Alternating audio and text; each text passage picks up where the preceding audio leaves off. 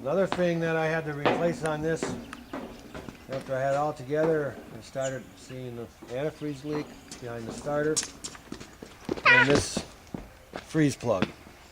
Now this particular engine has 4 of them on the left side of the block, and I was a little apprehensive because I'd never taken one apart or put one in before. But they're not too hard to do. There's a technique. What kind of technique? You use a center punch that's softer than this, and you punch it in the middle until the sides start unraveling, and just pull it out. The original was so thin I can see why it started leaking.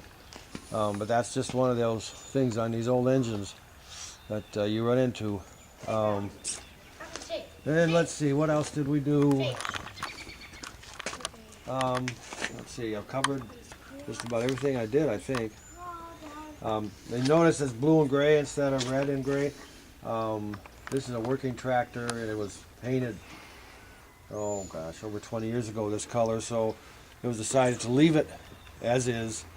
As I said, it's a working tractor, it goes through woods and whatever, so the main thing was to get it running smoothly and reliability, and I think I've done that. I wanted to talk a little bit about this battery box. The original was all rusted out, and the new one, it's basically the right form, except I was kind of angry because I had to re-drill just about all the holes to make it fit properly. The bolts that go to the motor were too small and they're off-centered. The bolts for the air cleaner on the other side were off-centered, so I had to adjust those bolts to make them fit properly.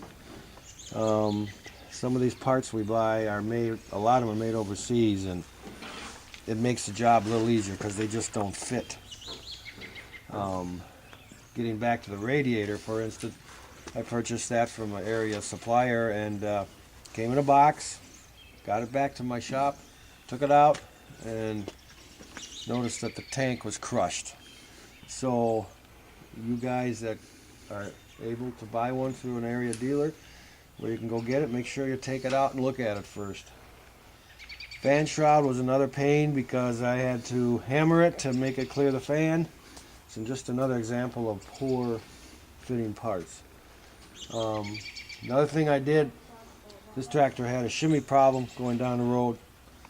And I noticed once we got the steering back together, that we had play in the radius rods when you move the steering wheel back and forth.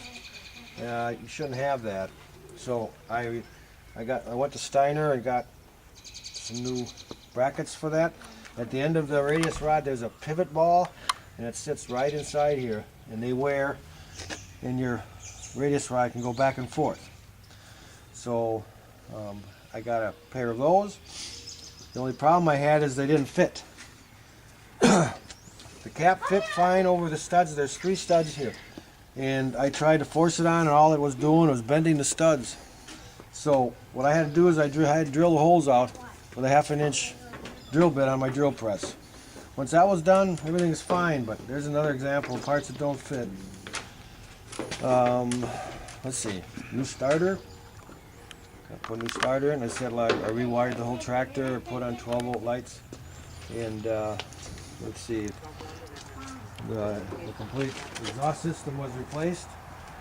The manifold back, so carburetor rebuilt. The air cleaner was taken apart because it was full of dirt on top. In fact, it soaked in my parts cleaning bin for about 3 weeks. It was just crammed full of dirt. And let's see, I think that's about it on this guy. Like I said, he's not perfect, but he's a working tractor, and it runs well and steers, so that's the main thing. So then over the other guy, Floyd, he's 1950. I restored that, 4 years ago. I've owned him since 2001, I guess. Here he is. Carter, you gotta stay out of the way here, guy, because we're videotaping. It's a pretty sound tractor when I got it. It just needed some, engine rebuild, and the paint was bad, and so that was my first attempt at doing this kind of work. It took me a year and a half. The only regret that I did is I used Ford's enamel paint. Now, the sheet metal, that paint is fine, but I've got problems on the motor where some of the paint's coming off. So in a year or so, maybe I'm going to repaint the whole tractor, but this time I'm going to use urethane paint, which is a much harder paint, and it's supposed to stand up very well to gas and sunlight and all that stuff. So basically, that's a story behind this guy.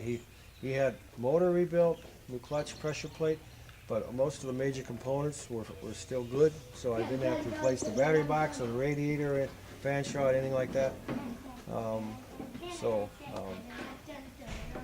I guess that's about it for this guy. So,